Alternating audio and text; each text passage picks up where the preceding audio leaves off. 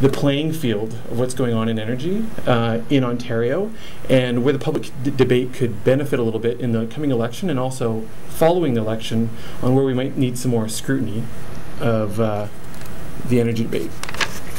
So for the past 6 years, I've been at Greenpeace about 8 now, we've had the very radical demand that it's very clear that we're an anti-nuclear organization.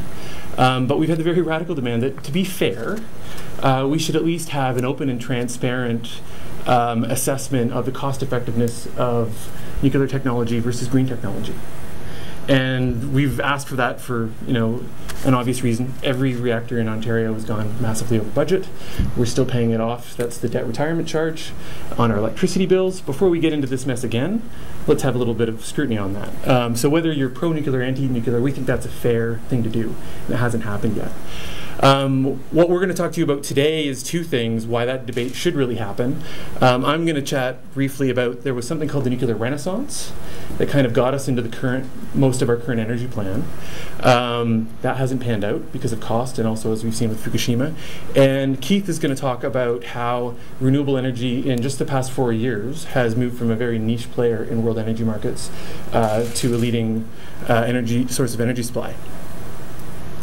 So first of all, the nuclear renaissance.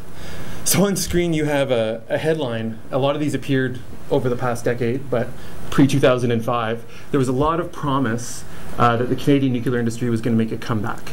And this was similar to what other nuclear countries said worldwide. So here AECL, Atomic Energy of Canada Limited, was saying they were going to sell 20 reactors just in Canada. And then they would export more. And this was argued underneath all that was this is going to be a de facto industrial development policy for Ontario. So it'd be like the 1970s again. Well, that hasn't really panned out. The promise of the nuclear renaissance, both here in Canada and elsewhere in the world, was the industry would be able to build a new generation of reactor designs that would be considerably cheaper than the first generation and also safer. And that's fallen apart over the past decade, thankfully. And so here's a graph on actual costs. So if you look to the right, the purple dots, those you see the cost estimates. I would actually call them cost targets that the industry talked to us about in the early 2000s and when we bought into building new reactors in Ontario. And what we've seen since then is a huge increase in a very short period of time, because those cost estimates weren't actually based on anything empirical. Up till 2009, you see a really high point, and at that point, Ontario actually suspended its procurement of new reactors because of cost. On the other side, just to show how history repeats itself, this is the escalation in nuclear costs in the past. So the first generation of reactors that we built throughout the 1970s, and then the little peak point is 1986. So that's when Chernobyl happened. And you see after that, there's a big die-off. So we've seen the same kind of escalation that happened.